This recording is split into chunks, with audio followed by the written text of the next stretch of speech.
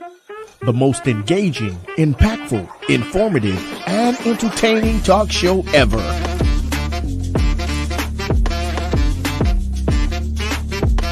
Get ready to hear the voices of many local, state, and national artists, musicians, comedians, pastors, athletes, and politicians. It's time for South Florida Live with Jeffrey Brown.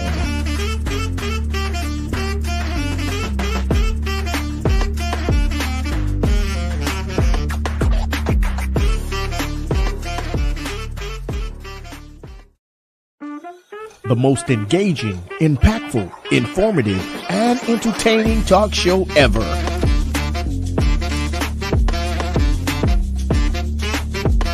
Get ready to hear the voices of many local, state, and national artists, musicians, comedians, pastors, athletes, and politicians. It's time for South Florida Live with Jeffrey Brown.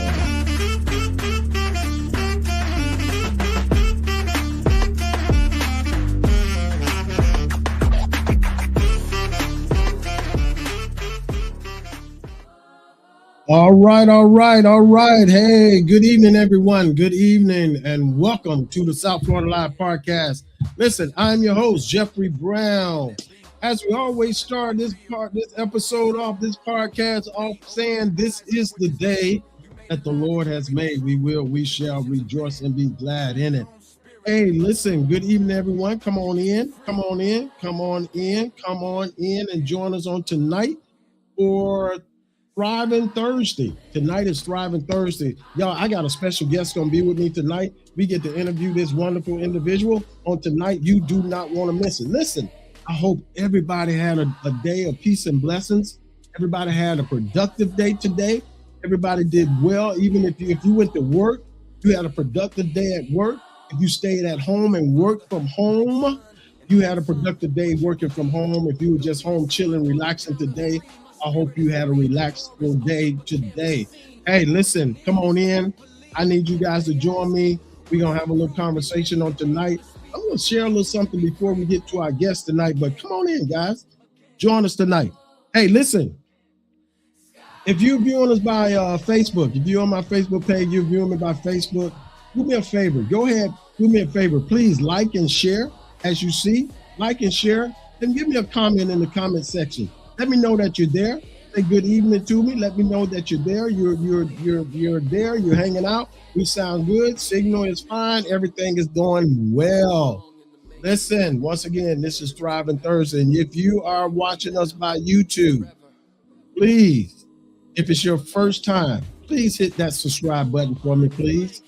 And when you see the little bell, click on that bell and then click all. Okay? For you to reach us on YouTube, it's the South Florida Live Podcast. The South Florida Live Podcast. Pull it up. You'll see that orange. Logo. That's us. Hit that subscribe button. Hit the bell. We're trying to get our subscribers up. If you can do that for me, please. Thank you so very much. I appreciate it. Thank you for those that's joining us. Thank you for those that's coming in. Thank you. Our little brother, Shaka Page, big God bless you, man. Peace and blessings to you. Hey, come on in, guys. Come on in. Let's do this.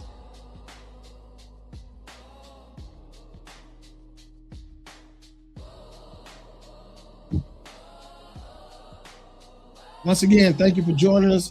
Once again, if you're viewing us by Facebook, please like, share, comment, and I forgot one, tag. Tag at least a few people and let them know that we're on live, and they can be a part of this live episode on tonight. It's Thriving Thursday. It's going to be a great episode tonight. I got a great guest with me tonight, so come on in and join us tonight. All right. I see Ms. Bennett. God bless you, Tanika Bennett. God bless you. Good evening to you, Ms. Jackson. God bless you to you. Yes. Come on in. Also, please share. Like and share, if you will, okay? You do that for me? All right, cool. Thank you for doing that. Come on in. While you guys coming in, hey, I want to finish my little conversation just a little bit On Monday, I talked about it. Was Meditation Monday, and y'all, you know, I'm on the voting tip. I'm making sure everybody is good for the voting that's coming up. I'm making sure everybody is registered to vote. Your status is up to par. So I'm gonna just go over a few little things that I talked about on Monday. Okay, listen. For one, if you had a birthday this year, and your driving license, you renewed your driving license this year, and your driving license number changed, listen, can I tell you, please go to your election office website, Broward or Dade, go on there and update your information. Okay?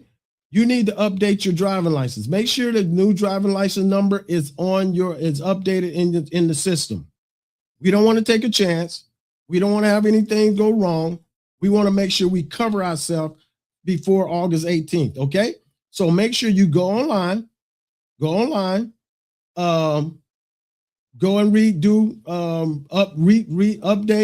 update your information, your status. That's what you got to go on. I did it. It took me probably about 5 minutes to just do it. It seems like you're doing everything back over, but you're really not. So I had to update my driver's license to put it in there. So I need you guys to do the same. Okay.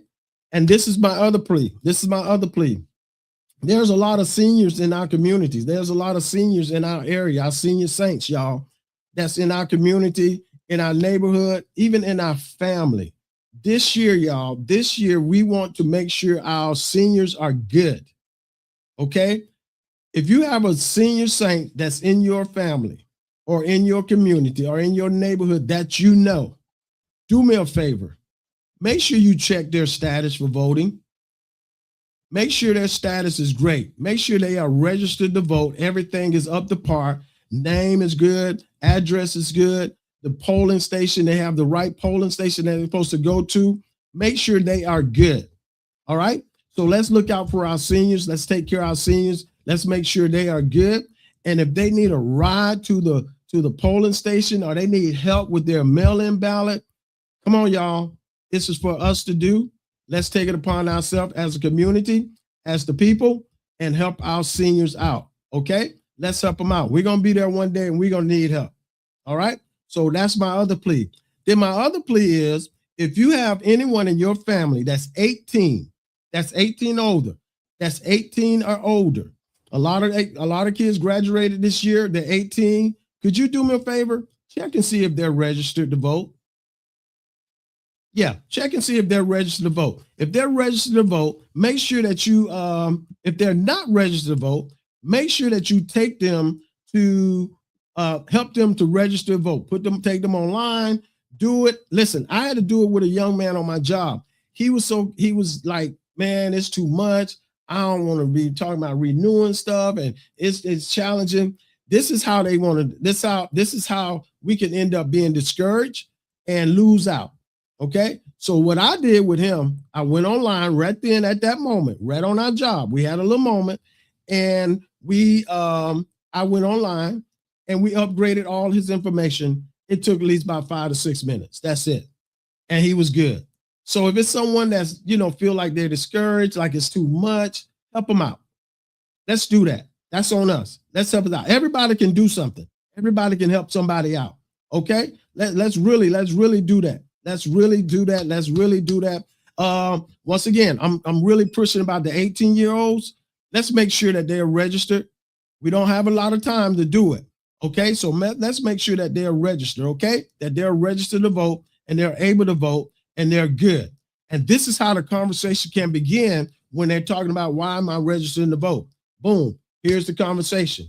This is the opportunity. This is the moment that we can teach, that we can give them a history lesson and the importance of the vote, okay? Because I know a lot of us think that our vote do not matter. The vote do matter, okay? So one, let's make sure our registration status or everything is good.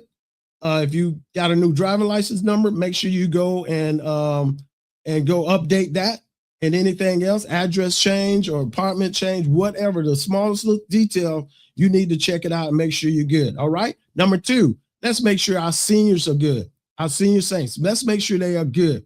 Let's make sure their status is good, that everything is good with their status, their voting status is on point, and everything is right. Okay. And then 3, let's make sure our 18-year-old and younger, our 18-year-old and older, our young adults, our kids, our youth, that's 18, that's able to vote. Let's make sure that they're registered to vote. Just not register to vote, but give them that history, give them that lesson, give them that teaching of why it's important to vote. Okay. All right. We do that. I think I covered the ones that I wanted to. But when and also because see, it's important because we can't let them think. We can't let them think that it don't matter. We got to know that your vote does matter. Your vote matters. Your vote matters. And this is the thing I've been saying for a while. No vote. Remember, no vote is a vote. Yeah. No vote is a vote. All right. So if you buy somebody, if you're near somebody, just turn around and tell somebody, hey, listen. Hey, your vote matters. Your vote matters. Okay. So, all right. So let's get on it, y'all. Let's get on the grind. Let's get on it. Let's make sure everybody's registered. Everybody's status is good because we have to make a change. I know about the maps and all that stuff. Oh, this is the other thing. Okay. We got mail-in, we got early voting, and then we got regular day voting. All right. Mail in. Once you get the mail in, hey, don't play around with it. If you're going to send it, send it. Don't wait last minute to send those mail in ballots in. Okay. Let's make sure we take care of that. Okay. Early voting. If you're going to do early voting like me, I do early voting. I don't like the lines. I don't like the foolishness. I go and do early voting. Okay. So early voting starts August the 8th through the 17th, August 8th through the 17th. All right. So if you're going to do early voting, make sure you go and do it. I was just saying this. Why don't we just knock them in the head? Why don't we just get it over with and everybody just bum brush and do early voting in major numbers this year? I know a lot of people like to be out there on the poll on that day, the day of, but how about we just overwhelming numbers of early voting? How about we do that?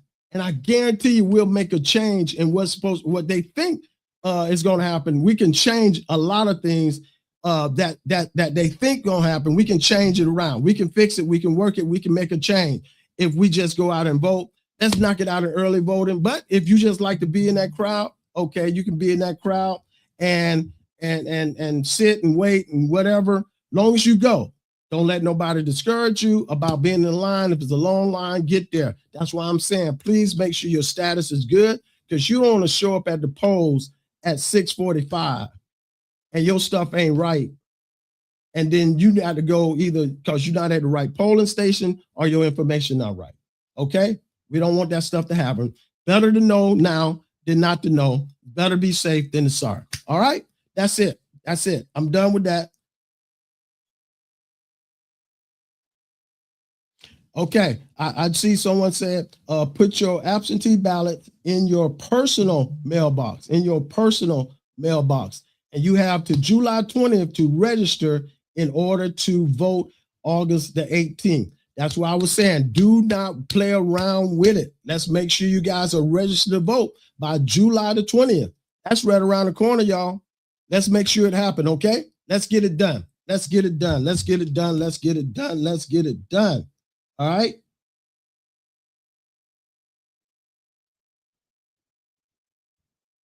All right. Hey, listen, once again, I am so excited to have this young lady with me on tonight.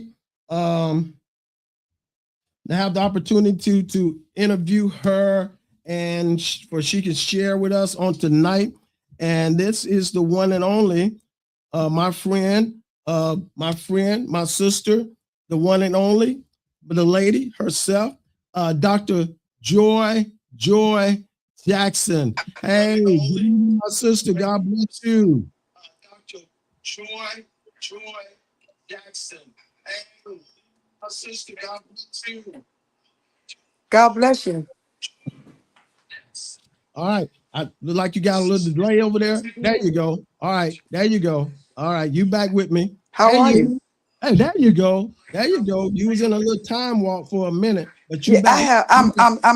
I'm having difficulties hearing you. It's not coming through for me. Uh-oh. Okay, I need you to that whatever that you got a phone or something on, turn that down. Because I hear echo over on that side.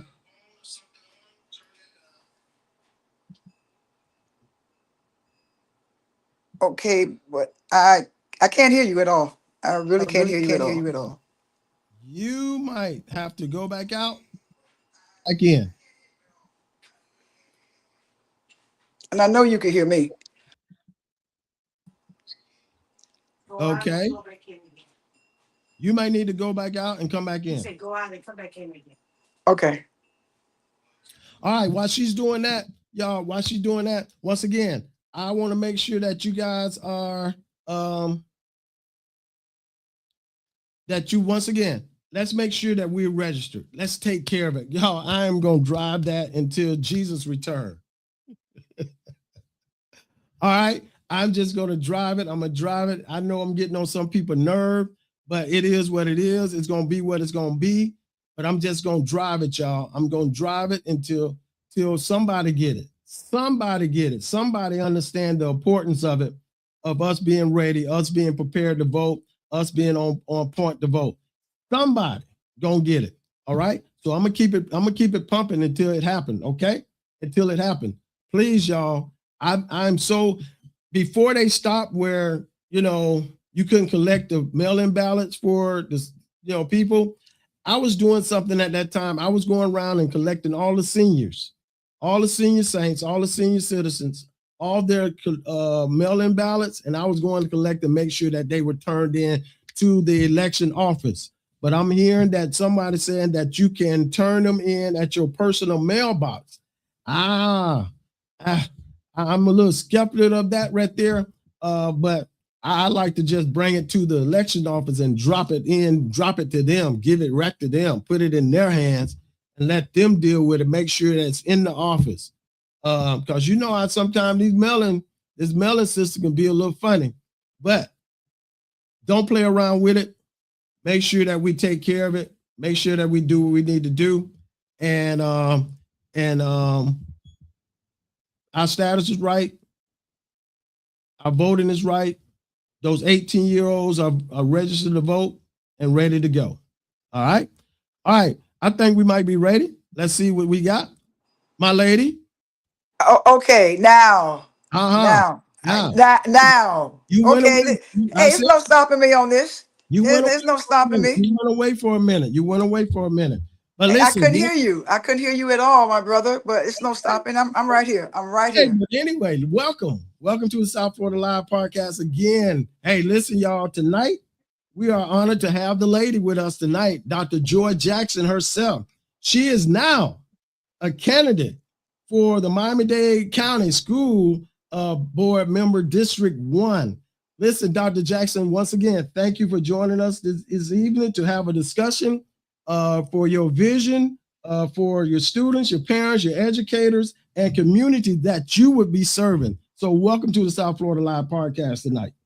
Thank you so much for having me. I really appreciate being here.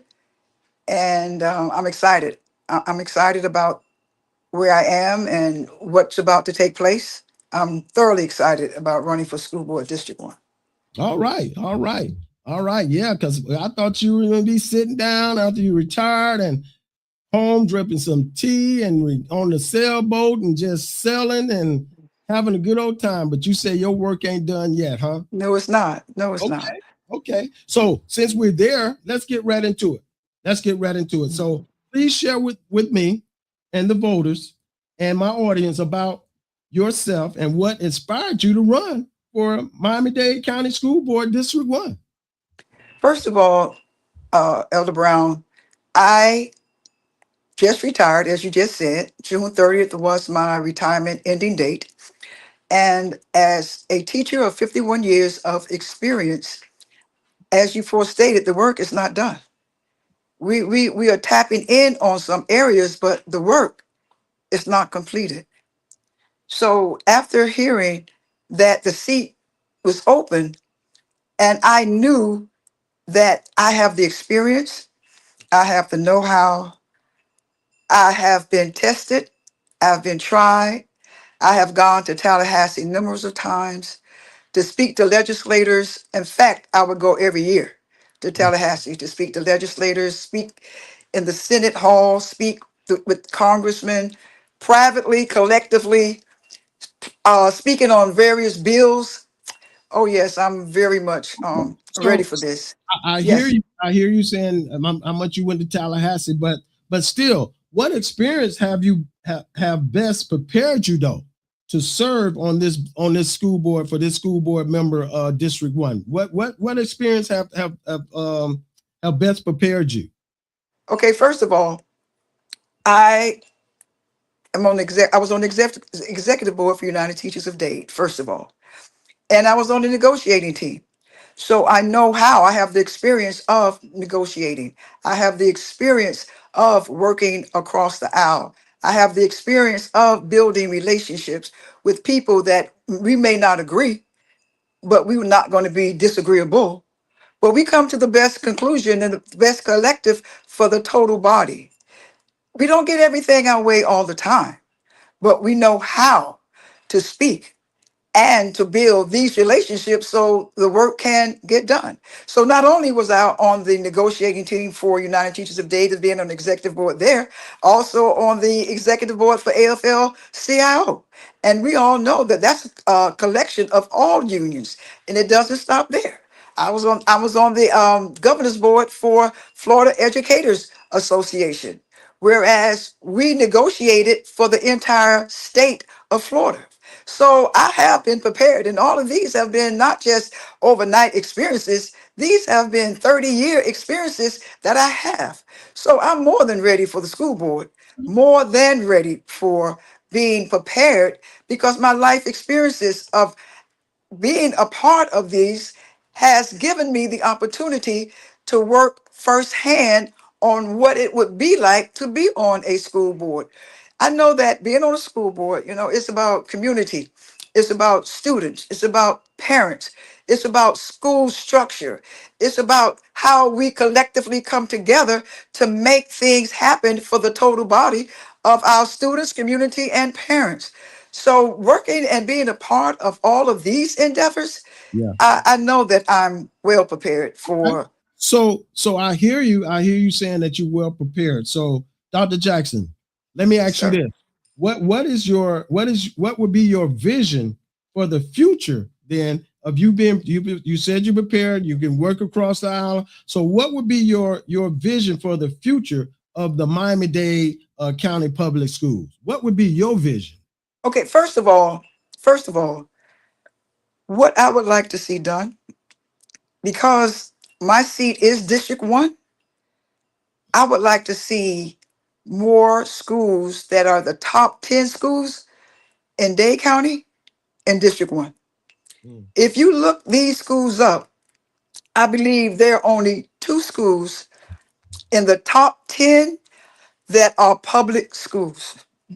Two, and neither one is located in District 1. You have Gulliver, Ransom, Everglade. You have those type schools. They even have American Heritage on there, mm, but not one school in District 1 that's a part of those top schools. They have, out of the 10, two.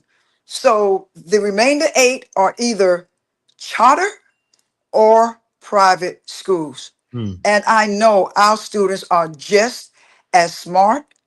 They're just as talented. mhm. We have good educators. So what is it that we can't have not one school in District 1 that's a part of the top 10? To me, that's the Right. problem. Okay. That's the problem.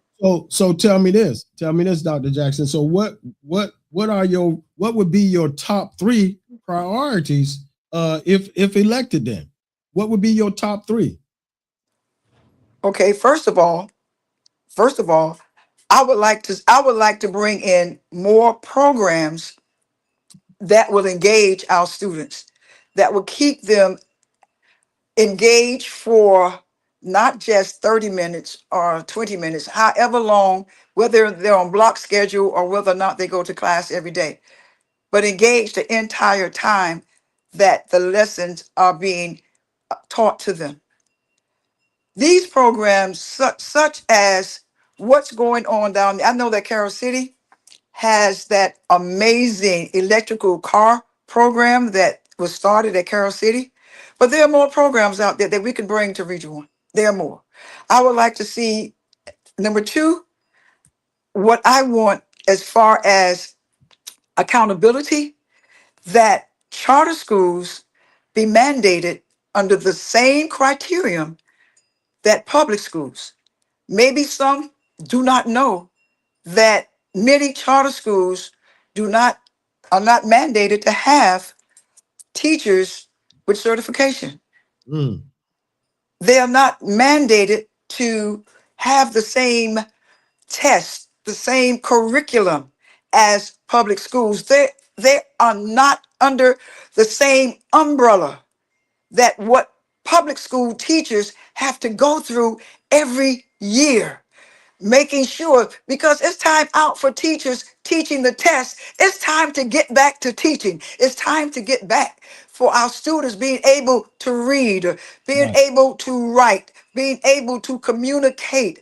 Our students, and I believe now, and I'm grateful for this, that cursive writing is now being brought back into the curriculum, because now our students did not know how to No. sign their name. They No. would scribble, scrabble, or they would print it out. But Right. as a signature, they Right. did not know Right. how to sign their name on documents. And you know what? That I came across some stuff the other day, and it was so sad. I remember me when during my time when I was younger, middle school, elementary, we were practicing our signature way in the elementary school. I'm like, oh man, let me work on mine. I'm gonna make sure my signature is fancy with my cursive. But now it's just like it's not a big deal. Education have really kind of, I don't know, got away from it. So answer me this. So you Wait, said, I have another one. I missed one. I did too. you I'm didn't sorry. I did too. And the third one, because I have maybe 4 or 5, but that to engage and to make sure that public education receive the adequate funding needed to educate our students. And it starts with teacher pay. Now, there are so often times people blame the union for not receiving a raise. But the union does not send the money from Tallahassee. This is why it's important that we build relationships in Tallahassee, because these are the people that send the money to public schools. And when you send $1 billion, how far is that going to go when you have so many charter and private schools that now are getting a piece of the pie? Right. Had it not been for the referendum, the monies would not be as much as it is. And I know that we are talking about the three and teacher retention. How do we keep teachers in Dade County? I'm getting to that now. You gonna get to that? I'm sorry, sir. I'm sorry. You're getting a little bit, Okay. little beyond. No, You're getting them. You're moving a because little these too fast now. okay, these are passionate. This is passionate for me. But this This is is passionate. this is where I'm at, and that you said about how the different programs and the things at Carol City with the electrical car and bringing more programs. So tell me this. So how can the district better support students who are struggling academic and add the plans like extending college, career, technical education, and workforce readiness opportunities for these students? How can the district better support these students in those areas? First of all, they need to stop closing these schools. And the reason why I say this, because they're closing schools because of small class sizes, correct? That's Okay. that's everywhere right now. Now, one of the top 10 schools that I read, their teacher to pupil ratio is 1 to 8.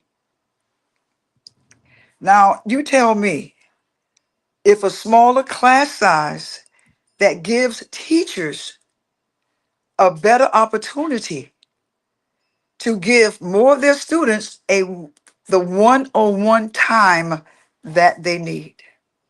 The one-on-one time that, because all students do not learn the same way. Some are hands-on, some book learning. So we have to know how to teach our students.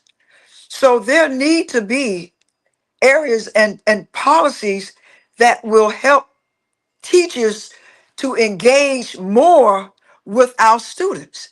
So if you have a school that have a 8-to-1 ratio, of course those students will be better prepared. So instead of closing schools, then if the class sizes are smaller, our students will learn faster and better because teachers now have ample time to spend with struggling students.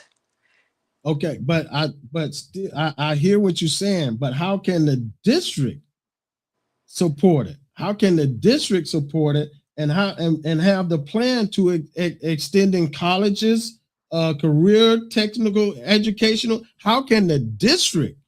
What can the district want? The district can place more of these type courses, and not just in high school, but we need to start early.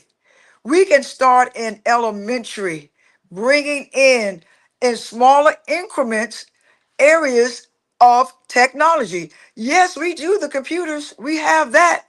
We have students that know phones and computers, but do we have a student that understand a building block, or having students to go out to see construction sites, to see electrical workers, plumbers, because all of our students are not going to college. We need more of these type of courses, maybe starting in 5th grade, definitely in middle school. Definitely, the district can add this to middle school, Right. so that by the time they get in high school, now we have some wonderful programs. We have dual enrollment. We have nursing programs that when a student graduate from high school, if they pass the test, they can automatically become an LPN. We have that with electricity as well. But if we started in middle school and not just wait and have our students to explore different technical elective classes, to see, the district can do that. This is what the district can do. They can bring this in.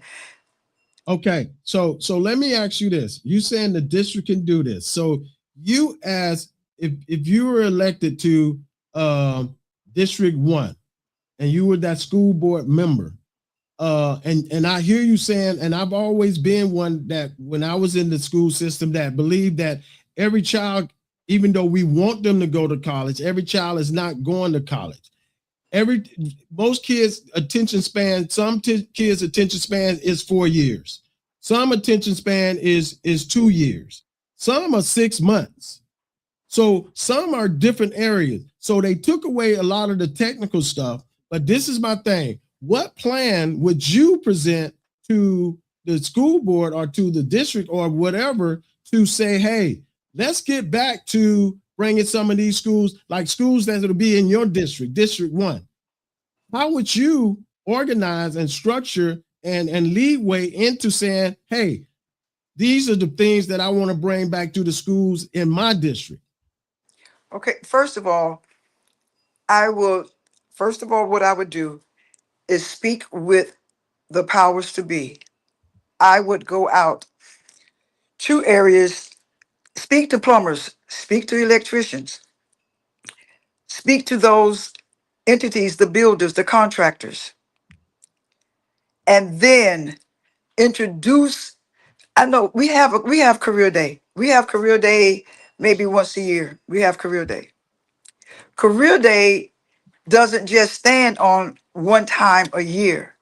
We need to continue to bring these entities into the classroom.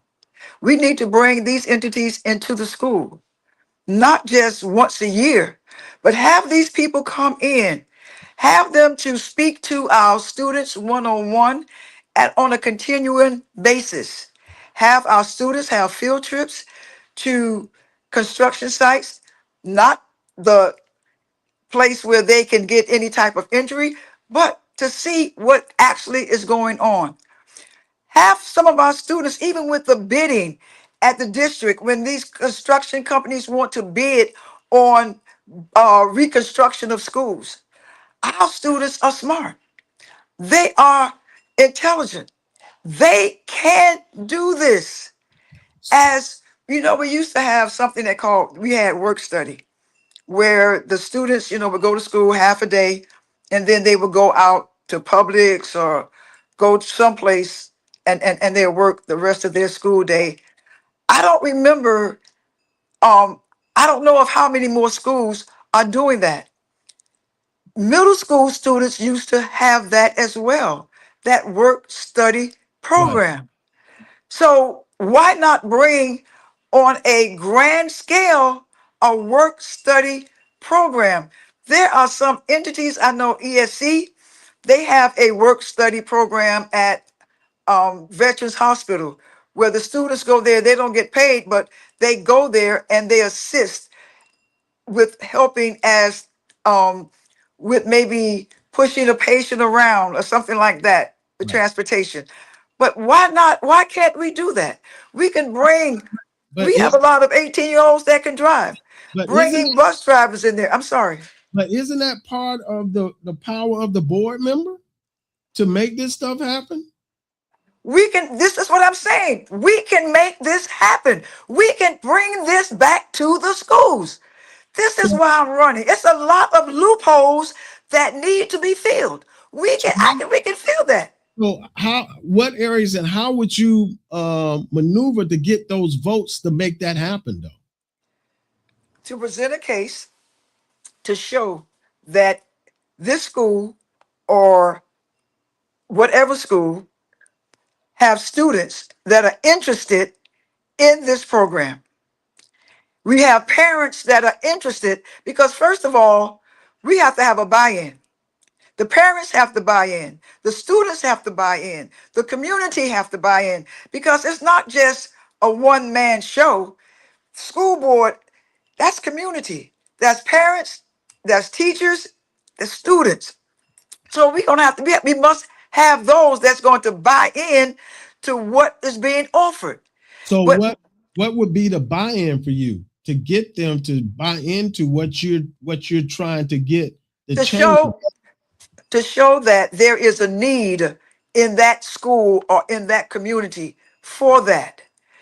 Some of the schools that they were closing, if we had programs in those schools that drew students to that area, they would not have been talking about closing a school. Because now you have the population and you have the parents that will go to that school board and holler and scream because my student life, my child life has changed because of this. My child is no longer on the street in the afternoon. They are working here. My child is no longer involved with gang violence because now they are in a constructive area, that they are engaged, that they are applying, and they are being accountable to the area and the discipline that where they are. It can happen, Elder Brown. It can. There are just too many gaps and holes that need to be filled. And as a school board member, it is our duty to do this, to fill the gaps. Right. If the gaps are filled, the schools would not be closing at the rapid rate that they are. Okay. All right. Now that's good. Okay. But I just wanted the viewers and the listeners to see, just hear your heart, hear your vision of making these change and how you would make them and how you plan on getting the vote and getting everybody on board. Because that's most of the focus when you're talking about trying to build a plan and make something happen. You have to have a circle of people around you, brotherhood and sisterhood, and people that's going to buy into what you're saying and agreeing to be able to move on, to move it, to make it happen, as as a board member, getting them to buy into it. So now from there, I want to talk about an area where I know I don't want to bring your teachiness out of you, but I want you to see it in a view as not as a teacher. I know that may be difficult, but I want you to see this next question that I'm presenting to you as I guess you got to look at it as a teacher because you was a teacher, but now as a board member for District 1, teacher recruitment and retention continues to be a challenge. They're struggling at that. What solutions do you support? What's the solution do you support, and how would you make that, you would work around that or make it happen or change in that area? You see, first, with teacher retention, the two things that are needed that you hear all the time as a board member, as an educator, as a person: teacher pay and insurance. We all know that living in Dade County is very expensive. Miami is one of the most expensive places to live. Insurance, homeowners insurance is going skyrocketing. Prices at the grocery store is high. The monies that pay teachers come from Tallahassee. They vote, and the governor signs a bill to say how much money or how much they are going to send down to Dade County, and Dade County is a donor county. In order to change this, that trickle down to public schools, we must build relationships in Tallahassee. We have to be able to go across the board, because this is nonpartisan. People want to make it, whether it's a Democrat or Republican. No, it's not that at all. In order to retain teachers, we must pay them. We must give them what is a respectful salary. And in giving them a respectful salary, that is one area that teachers will stay. Most times, our younger teachers, 1 to 5 years, 1 to 7 years, they don't stay because the monies are short. But one way that we can get teacher retention for at least 5 to 7 years is to pay them, and to ensure that in order for you to get this, you must sign a contract that you must stay these years. Right. And if you stay past maybe 5 or 7 years, maybe now you're a little bit more vested into the system. But if there is no reason to be held here with accountability to stay, then they leave. Now I'm gonna ask you this: as a board member, you won the election. You, as a board member, I know myself that they put money where they want to put money. They put it where they want to put money. We're talking about legislators that'll put money where they want to put money. So correct.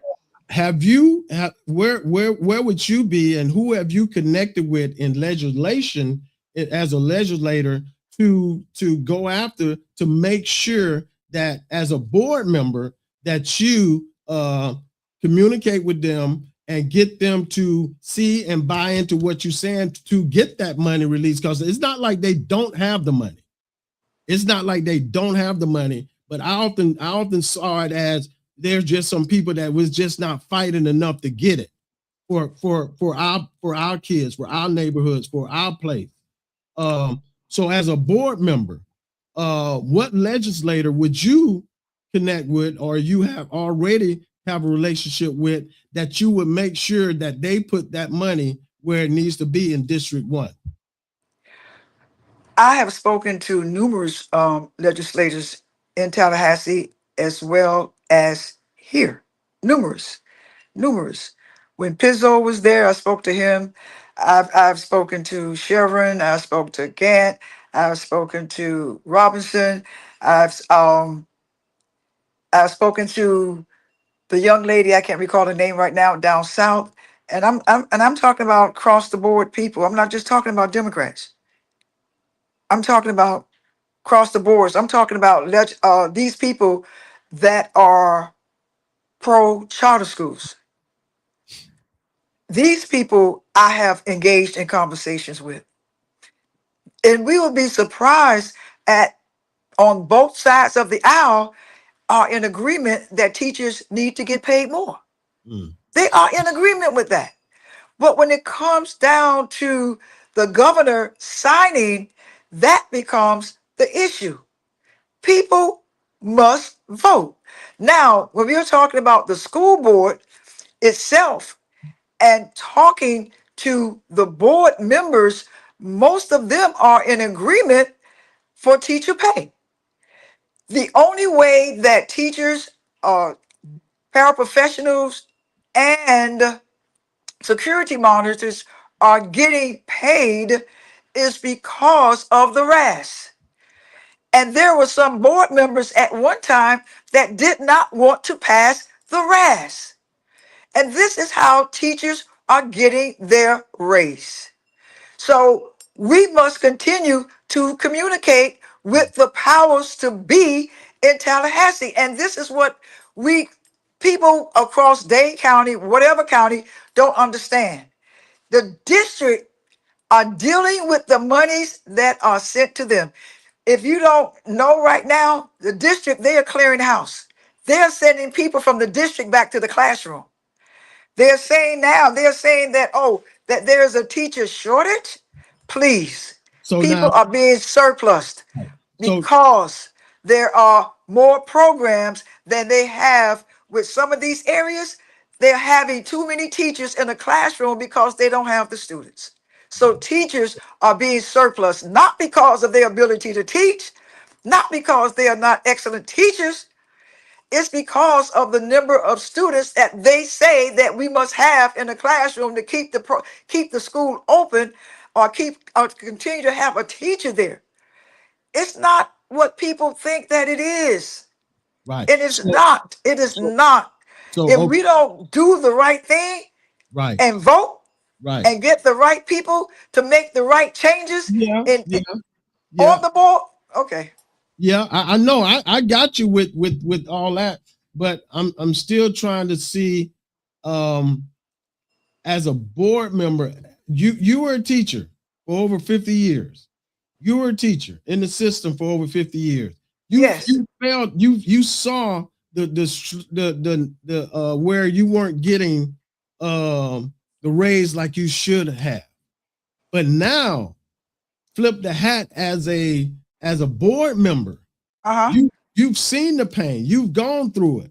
correct. Who's to say now that you're in power that you may forget and now not fight as much for the teachers as it should have, or then you find out because now you're dealing with political now, not just Correct. school, you're dealing with political. So my thing is, once again, I'm going back to legislation and legislators who you have to connect with and get a plan with and commit with and connect with and talk to. So who are some of these legislators right now while you started run, you've already connected with? I know as a union member, you probably talked to Chevron and those guys, but as a board member, because the conversation is a little different. Right. I've spoken to more than Sheriff. I've spoken to Republicans in Tallahassee concerning this same thing on teacher pay. I have. I have spoken to them. I'm not a lobbyist, but I do speak on the behalf of what is happening in Dade County. And because Dade County is the county that sends more money to Tallahassee and receive almost less. More money need to come here because our expenses are more. So I do speak to them. I speak to them personally. I go to their office and sit on their couch and talk to them concerning the concerns of Dade County and what we can do better. And many times they would tell me that the person, the chairman of the party, that they have to make sure that they are in alignment with what the governor wants. But in order, and then I'm hearing because of certain aspects that the person that's over the Republican Party or the Democratic Party, if they are not in line with the governor, he holds back the signing of the budget. Do you know the budget has just been signed for the state of Florida? The budget has just been signed. Hmm. So without the budget signing, nobody is getting any money. And they purposely hold this thing up. So there is no negotiating with the district concerning teacher pay or health care or anything else until the budget is signed.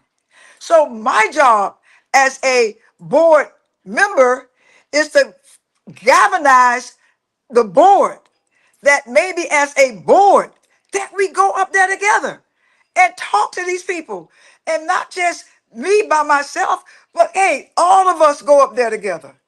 All of us speak to these people together. Let them see that this board is unified. This board, we on one accord. We have one desire, and that is what's best for Dade County.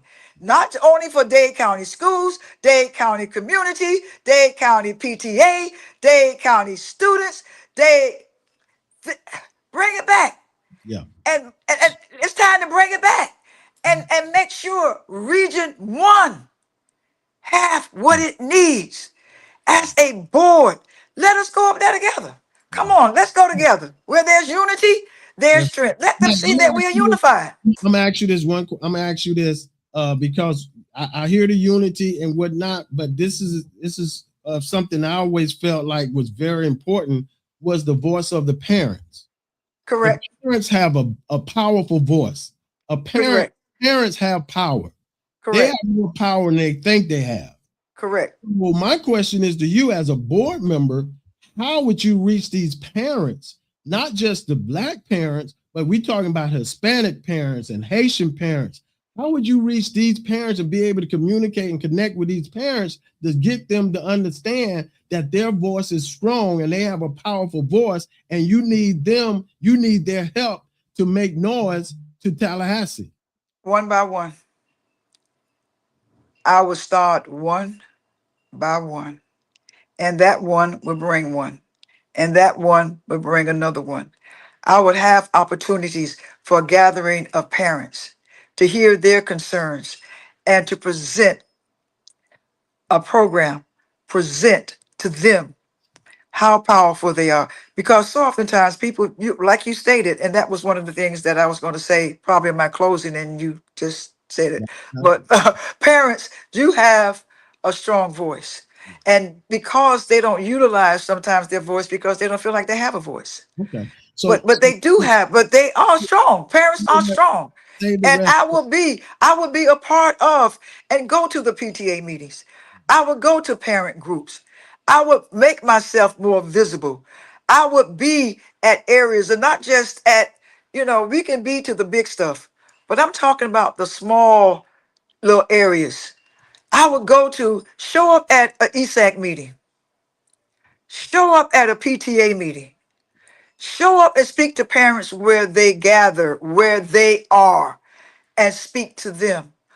Organize and have more town hall meetings.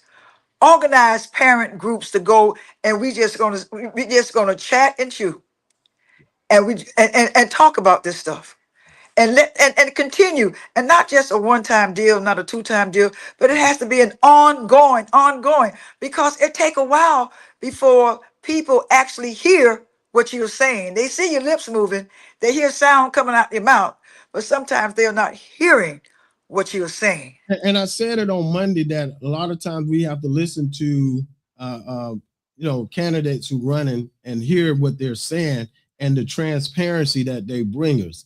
And I said it on Monday. Sometimes we can bring the hype, but we need to hear the A, B's, and C's, the process of it.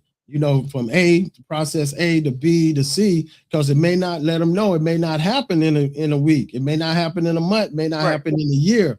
But if we keep pushing, and be consistent and making noise and be consistent of what we're doing and our voices heard, it has to happen. Now I'm gonna shift to an area that's close to me, and that's students, students' well-being. And I'm gonna start this one off, and we're gonna move quickly with the other ones. How would you address, this is a two-part question. How would you address student mental health and emotional well-being, as well as approaching preventing bullying, including cyberbullying? Let me say that again. How would you address student mental health and emotional wellness, also preventing bullying and including cyberbullying? Now, mental health is very dear to my heart because this is what I've been doing for the past 30 some odd years. And we have many students that have been suffering in silence. Emotional, there are students that have been bullied, cyberbullying, physical bullying. Mental health has caused many students to commit suicide because they felt no one understood them. They felt that they were not loved, they were not pretty enough, they were not handsome enough, they were not strong enough, they were not part of the inner crowd or the most popular portion of a school system. But we do need the counselors, we do need the psychologists, and we need more of that. We need more social workers. We need more people, and it's not enough. Schools do not have enough social workers. One social worker might have 6 or 7, 8 schools that they have to service. Our students need more of the adult that they can sit and speak to, that they don't have to suffer in silence. Cyberbullying has run rampant now that all our students know how to work these phones much better than the adults. They know how to get on. Even in Dade County schools, they know how to go around the filter and still manage to work some stuff out. First of all, I know that schools do not allow cell phones. I know middle schools do not allow cell phones in school. Most of the things that happen that they bring to school happens outside of school. It happens on these cell phones at home.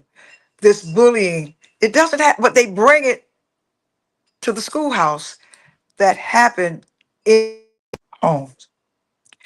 Therefore, what need to be done is that parents need to have more control over what their students or what their children uh, are doing on their phone. There are parental controls that parents can take their phones, and certain sites they cannot. Some parents don't allow their students to have a cell phone until the weekend, or a pad until the weekend, iPad until the weekend. When we bring that to school, now it becomes the school problem.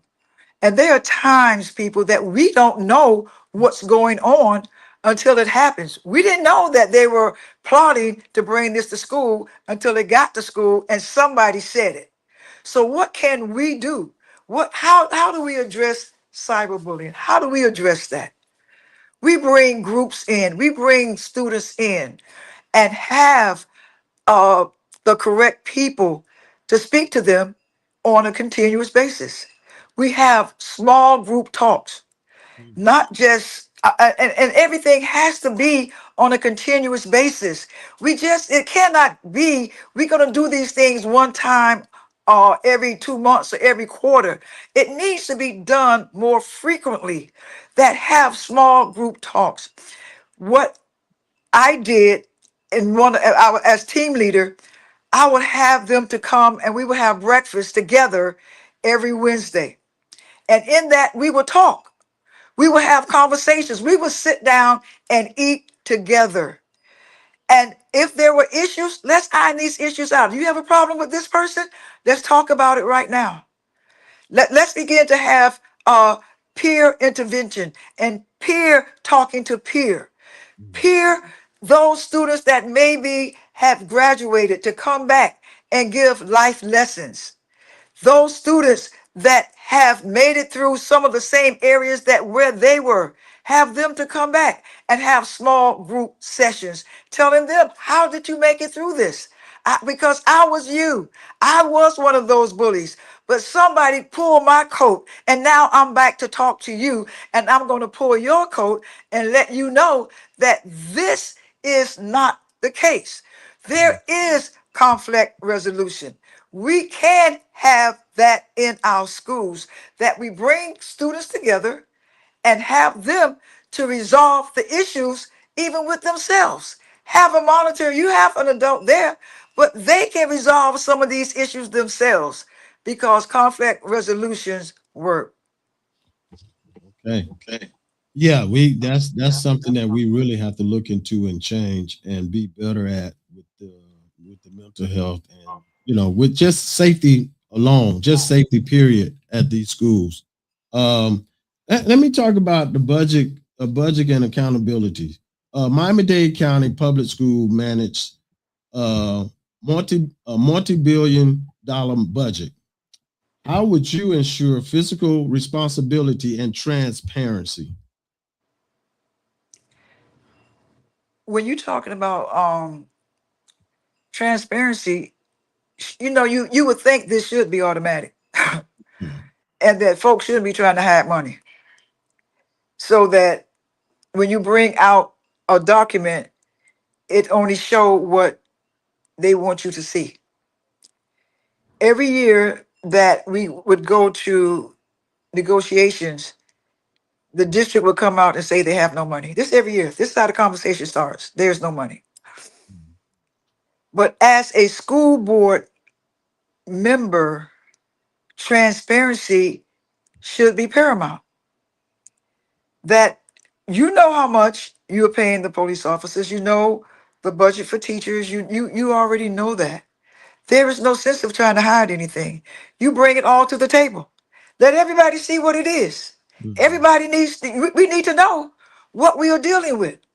If we know what we are dealing with, then you will not have the issues of where some of these schools are having. Each school, when they go to budget, they have to prove that this is what they need. And then the school says, well, the district says, well, maybe you don't need that. And you need to cut this, you need to cut that. But I will ensure that what is there, what the state have sent to Dade County, everybody know. And you see, there are yet more monies that come through Dade County other than with Tallahassee. The Dade County schools, we are the largest landowners in Dade County. Yeah. So you sell, and I know that they have been, trying to sell certain areas to bring in more money, but we're the largest landowners. We can use this to build revenue for the schools here in Dade County. And because I'm representing Region 1, but Yes, you over are. the county, we can do this. We can build places so that teachers can live. As a budget, how to bring transparency. You Transparency is that entity that let everybody know that you're not trying to hide anything. And this is why people don't trust. They don't trust the board. They don't trust what's going on as far as money, because most times they always feel that they're trying to hide something. But I will ensure that transparency, I will try to make sure that everybody see what's going on, where the money is going, how it's being spent. If Right. we're overspending, where are the needs actually are, and not give to areas that already have, but make sure that in this budget, we are going to give to those that are needed the most. Those areas that are struggling, give them more. These areas that so the schools where you have a humongous PTA, and the Yeah. PTA can buy a teacher, a PTA can buy a para, a PTA can buy a coach and pay them. But what about these struggling schools? Transparency of where the monies are actually going, and Right. the programs that they are being spent for need to be made known. And that was my next question before we move on, is what programs would you prioritize for funding, and where do you believe improvement can be made? Well, prioritizing with the struggling, I mean, I just said it, but the struggling schools, those schools that our students that are reading 2 and 3 grades below their grade level, And giving them more program. resources, Yeah. giving them more instructional staff, giving them the ability to have these. And I know that many times we have the pull out, we pull out students and have them to go into, so I know ESC does a smaller reading area, but those students that 3 grade behind, and these are issues when students are graduating and they are reading on a fifth, sixth, seventh grade reading level. How do they enter into a college program when they cannot read and when they cannot do math? So, my first priority is to make sure those schools have the resources, the monies that they actually need, the computers, the tablets that they need, the and not just people putting them on an iReady program or an Edgenuity program, but and I know Edgenuity is an independent course, but even with Edgenuity, some of our students do not understand what the person on the computer is trying to teach them. So you're going to need someone to sit there and hear what that person is saying, so that you can better help them to understand and take it at a slower pace. Some of our students cannot move as fast as others, and we know that. So we need those individuals that can help those students. Yes, I'm going to start right there Okay. and put money there, put Now resources there. let's go to this one. How should schools respond? How should schools responsibly incorporate technology and artificial intelligence into the classroom while protecting students' privacy? It's coming. It's here. It's already That there. It's AI is huge.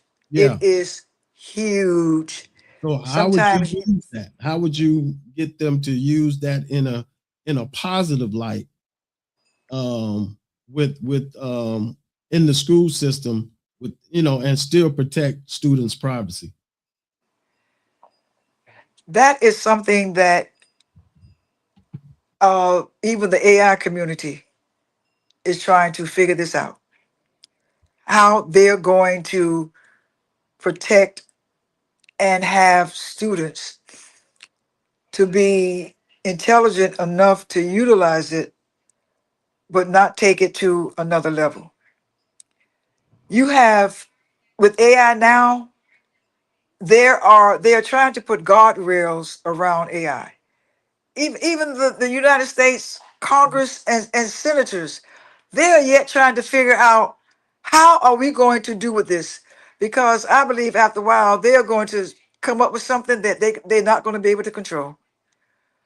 But AI can be utilized for the best of our students if it is taught correctly, if we put the parameters around AI from the beginning, if we place guardrails around it that students can only work within these parameters and they cannot venture out of that, only stay within the parameters of what we are dealing with.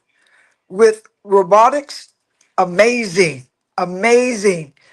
Robotics is coming and it is here. It's here.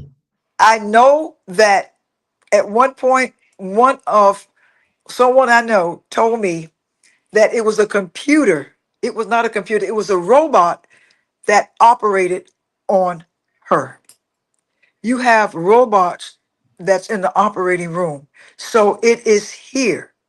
But we have to know how to teach our students to utilize this for a positive means. Because if you are not careful, if you know enough about AI, you would think they would think that's you talking, and it's someone that have taken your voice and placed it somewhere else, and they would think it's you when you're home in your bed. Yeah, yeah. These are the parameters that need to be on guardrailed. They can take your face and put your face and your body someplace else. So there must be guardrails with AI in the public school system. It's a wonderful tool. Don't get me wrong. It does some So amazing things. so as a board member, as that board member's district run, you would actually focus on that. And in what way would you try and implement and get the districts to understand how important it is and give them ideas of what they should do and how they should do it? I know you're saying the guardrail, but where do that start? Where would that begin? It would start with teachers knowing that are experienced with this. I've gone to several AI conferences, seminars on this, and you have areas where you can write. Students can write a book utilizing AI.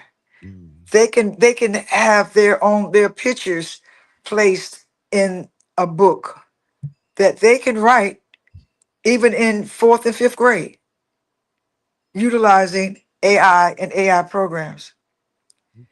So as a board member, these are the type of programs that I would like to see happen in medicine, in physics, in math.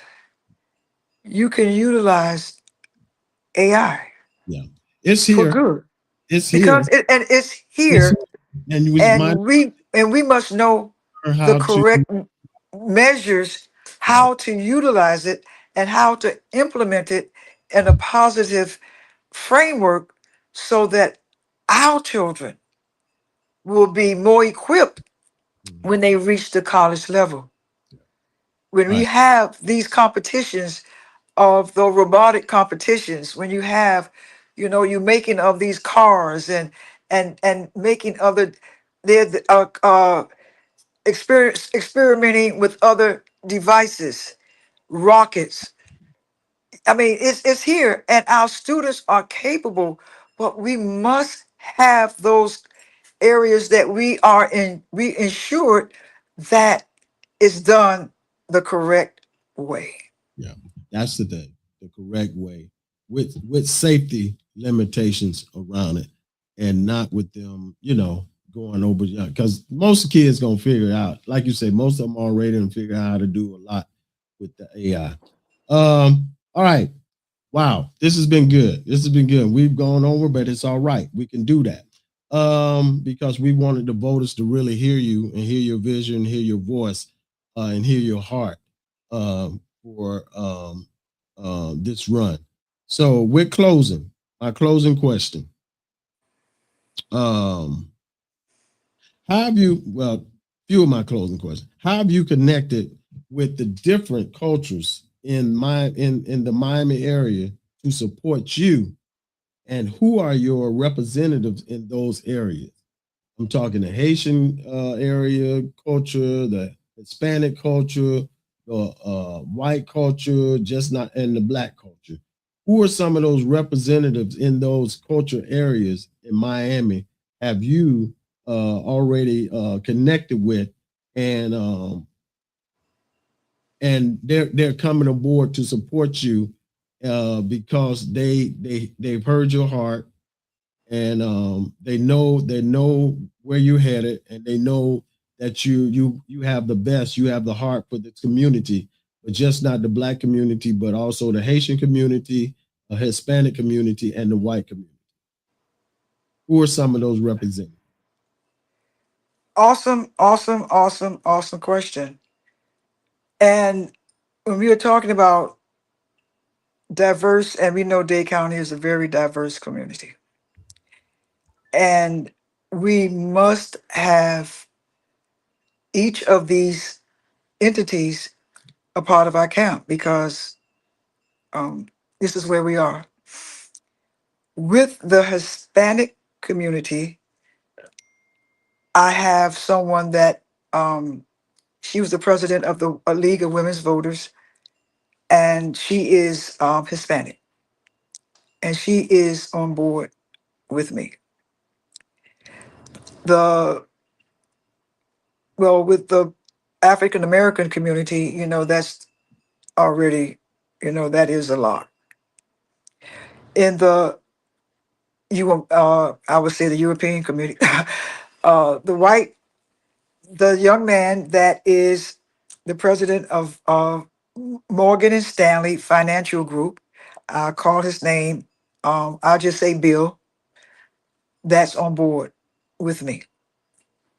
I'll just say Bill, because a lot of people don't want their names to be called. Right, So right. I can't, in some areas I cannot, call names. I can call another one, but people names do not want to be called, but they are on board. Okay. As far as the Haitian community, just so happened, I had just left that rally that they're having at the Haitian Cultural Arts Center. I just left there before coming on here. I should have brought my sign. I left my sign in the car. I should have brought it to put it up for you to see, to show you that in the Haitian community, they had a big rally today because of the fact of that bill being passed that they want to send Haitians back. They want to send people back with immigration. Yeah. And you know that with that birthright entity, that if even though you were born here, if your parents are not citizens, they want to send you back. So I just left there. I just left there. And let me say this, there was a young man that was there, and I'm not going to call his name, Haitian. He said, "You're the best person for this position." He said, "You're the best one." Yeah. He said, "You have the most experience. You have the most know-how." He said, "I've been following you." And he said, "I see it." He said, "You're the best one for this position." Yeah. So, Why I asked you that question? The purpose of me asking that question, because I've said this to some people before. If to run a successful campaign, to run a successful campaign, I don't care. You can get mad at me, folks can get how they in their feelings or whatever. But if you're not connected to correct, the cultures other than ours, Hispanic culture, the Jewish culture, the Haitian culture, the white culture. If you're not connected to at least some of them, where they are supporting you highly and they're representing you strongly, it's a tough journey. It'll be a tough journey. So that was the purpose of me asking that question, because to find out how connected are you to the other culture, and are there quite a few of them that are supporting you? I heard what you said about the young man, but that's great what he said. But is he bringing his cousin them and his auntie them and to join the journey, or that was just some lip service that he gave? The Haitian community is a tight knit community. Their community is more closer than African Americans. Of course. That culture is tight. And it's not the easiest to break in to that community, but if you have somebody in there, you have somebody. So for my campaign, I am in the process of getting more people of the Haitian descent to be a part of what I'm doing, Yeah. because their community, they're gonna stick together. But I want them to hear my platform as well. Right. Right. And that's the thing. So They're gonna stick together. my platform can be more engaging than maybe somebody else's platform. Right. So and this is something that now that I am striving to work towards, is Right. to gain more presence in the Haitian community. And that's where I am right now, to be visible with them. Because the other thing is you can connect with them, but you got to have workers in those areas. Correct. That's Correct. working for Correct. you. Correct. Not just lip service, but working for you Correct. financially as well. Correct. Because Hispanics, if they're with you, they're with you financially. Correct. Haitians, if they're with you, if you got them financially. Whites, if they're with you, you got them. Jews, if they're with you, they with you financially. Now us, we might be with you, but we just bringing our opinions, not financially, not always. So that's why I was saying I asked you that question, because even though the young man said, "Oh, you're the perfect vet," but is he willing to work for you? If he's willing to, you know what I'm saying? That's of course. The question is. Of course, I understand. Of course, I understand the question. He's willing to work for you. If these people willing to work, get on the ground, boots on the ground, and running for you. Is that the connection that you have with these cultures? With the Haitian culture, With all I of do them. not. With all of them, with all of them, that yes. What I'm building, I'm in the process now of building relationships like this in the Haitian community. This is what I'm saying. So this is why I have to show up. I have to be there. I have to show that, hey, I'm with that. I'm with what you were saying. I don't like what they're doing either. I don't like what they're doing to the Haitian community. I don't like it either. So I show up. I'm there. So I know what I need to do in those areas, because getting someone to work in the Haitian community, walking alongside me as a Black American, that is powerful, and that is something that will help my campaign to get over. So I understand that. Yes, I do. I've been hearing this over and over and over. So it's not that you're not the first person that that have been saying this. I have been hearing this. So this is why I have to do what I have to do, and I get out there. I want them to know that, hey, it's you this time. It was somebody else the other time. So Right. all of us have to get together, because then after a while, they're going to start coming after us too. So if all of us come together, if all of these nationalities come together and stand as one, we can make this. We can make this. No big eyes, no little U's, because it was the Mexicans, then it was and then now it's the Haitians. We're all in. We're all And in. then it's after a while, it'll be us. This thing going around in a circle. After a while, it'll come back to us again. So we have to be as one. We have to work together, striving together. That was the purpose of that question. All right, 30 seconds. 30 seconds. 30 seconds. Closing. You timing me? You got the time out? 30 seconds. 30 seconds. Okay, here we go. Now preaching 30 seconds.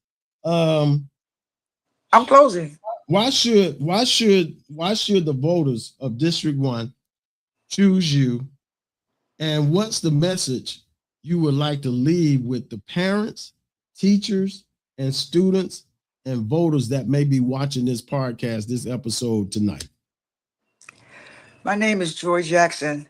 I have the experience, I have the tenacity, I have the strength to make things happen. I'm a mover and I'm a shaker. I'm not afraid to go into tough situations. I'm not afraid to have tough conversations. I'm not afraid to go across the aisle.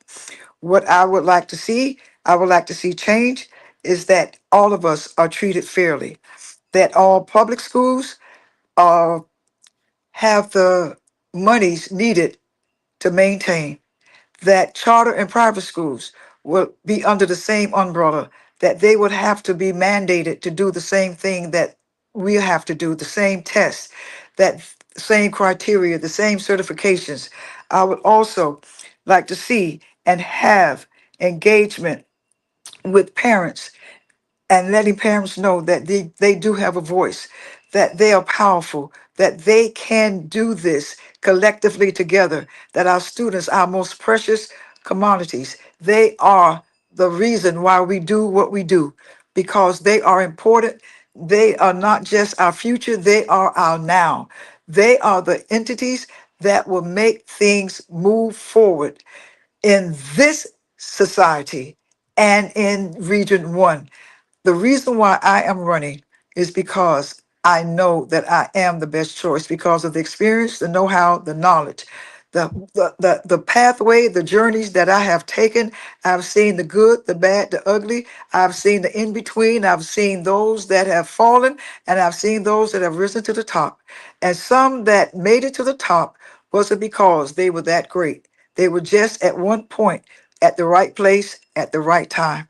But this is the season and the time to have a mover and a shaker, someone that's willing to bring community together, to let students know that they can reach whatever level they desire to reach, bring in programs that are engaging, programs that are stimulating, programs that would have students to utilize their God-given talents, their God-given mind, because we are a set of great people. And when God made us, he never made junk. He made us to be great. And Region 1, people of Dade County, we are great. And All thank right. you. All right, you've heard it. You've heard it for yourself. Dr. Joy Jackson, thank you again for joining the South Florida Live podcast on this evening. And we appreciate you sharing your vision and your heart with the Miami-Dade County Public School and District 1. Thank you so much. And once again, y'all, you gotta vote. You gotta vote. You gotta vote. No vote is a vote. Let's get out and vote. There it is. Vote for Joy Jackson for school board member District 1. That's August 18th. August 18th. You don't have to wait to August 18th now. You can start voting early on August 8th, 8th through the 17th. I said it earlier. Let's get it out the way. Go on early vote and in record numbers and overwhelming numbers and watch these folks look funny and be upset and have a problem. Let's go on and vote, y'all. Let's go vote. Let's get it done. There it is. Vote for Joy Jackson for school board member District 1 on August the 8th. All right. There we are. Hey, once again, thank you so much. Appreciate it. And once again, Thank you. Remind everybody that know your vote, that your vote matters. Your vote does matter. If you're near somebody right now, I need you to just turn around and tell someone your vote matters. Your vote matters. Okay. Let's go out and vote and let's take care of what I told you. Let's take care of your update all your information. Update. Let's make sure our seniors are good. Let's make sure our 18-year-olds are good. Mail-in ballots, take care of that. And remember, early voting starts on the 8th through the 17th. And then the primary main voting is the 8th through the 17th. And then primary main voting is on the 18th. All right. Dr. Joy Jackson. Yes. Thank you. Appreciate you being with us on Thank tonight. you. I appreciate you having me. Thank you, Elder Brown. I appreciate you allowing me to be on your show. Greatly appreciate you. Do it again. I have to do it again. All right. When I become school board District 1. That's the one. All right. God bless you. Peace and blessings, my sister. Amen. God bless. All right, listen, you've been locked into the South Florida Live podcast. I'm your host, Jeffrey Brown, and that was my special guest, Dr. Joy Jackson. She's a candidate for Miami-Dade School Board Member, District 1, okay? August 18th is voting, but you can start August the 8th through the 17th, early voting, and take it out, knock it out, and get it out of the way, okay? Hey, listen, every Monday, y'all, every Monday. August 7th. Oh, I saw it was 8th through the 17th. Okay. Someone just said August 2nd through the 16th is early voting. Okay. I saw that it was the 8th through the 17th. All right. Hey, listen. I'm your host every Monday, every Thursday. Those that are viewing by YouTube, thank you for viewing by YouTube. I hope you hit that subscribe button. Do not go off. Do not turn off until you hit the subscribe button and also the bell and click on the all for all notifications, okay? Make sure you do that, please. Trying to get our subscribers up. I appreciate you guys that was on Facebook that had the comments. I couldn't read all the comments. I had my own notes right here. I was trying to stick to mine, but I'm sure she'll go back in the comment and I'll read your comments. So once again, every Monday, 7 p.m. is Meditation Monday.